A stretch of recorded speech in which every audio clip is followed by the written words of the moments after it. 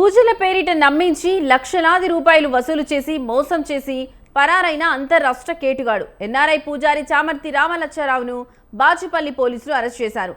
నిందితుడిపై ఓ software ఉద్యోగి ఫిర్యాదు చేయడంతో రంగంలోకి దిగిన పోలీసులు ఎఫ్ఐఆర్ నమోదు చేసి లుకౌట్ సర్క్యులర్ జారీ చేశారు. బాధితుల నుంచి పెద్ద మొత్తంలో డబ్బులు వసూలు చేశాడు. తమ డబ్బులు తిరిగి ఇవ్వాలని నిలదీస్తే చేతబడి చేస్తానంటూ భయభ్రాంతులకు గురిచేసి నిందితుడు అమెరికాకు పారిపోయాడు.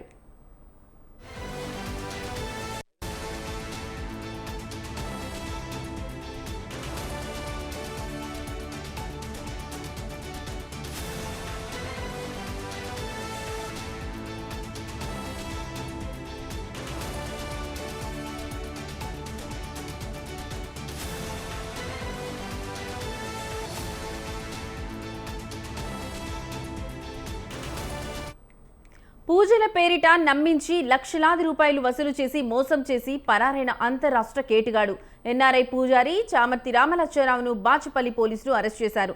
ఇక ఇదే అంశానికి సంబంధించిన మరింత సమాచారం మా కరెస్పాండెంట్ లిఖిత ఫోన్ ద్వారా అందిస్తారు. లిఖిత, చెప్పండి, ఈ అంశానికి సంబంధించి మీ దగ్గర ఉన్న లేటెస్ట్ అప్డేట్స్ ఏంటి?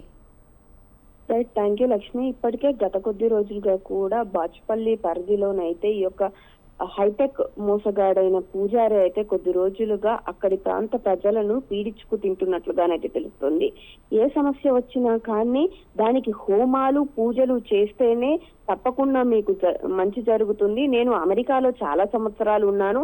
అక్కడ కూడా ఎంతో మందికి ఇలాంటి పూజలు హోమాలు చేయించడం వలనే ఇండియా నుండి కూడా చాలా మంది అక్కడికి వెళ్లి ఇబ్బంది పడుతున్న వాళ్ళు ఎంతో సంతోషంగా ఉన్నారు అంటూ కూడా ఇక్కడున్న ప్రజలను నమ్మించే ప్రయత్నం కూడా చేసినట్లుగా తెలుస్తోంది. ఈ నేపథ్యంలోనే కొంతమంది అతని చేతుల్లో మోసపోవడం కావచ్చు, పూజ చేయించుకుంటే చాలు అమెరికా వీసా వస్తుంది, అమెరికాలో సొంత ఇల్లు వస్తుంది, అంతేకాకుండా డబ్బులు దండిగా వస్తాయంటూ చెప్పుకొచ్చే ప్రయత్నం కూడా చేసినట్లుగానైతే సమాచారం.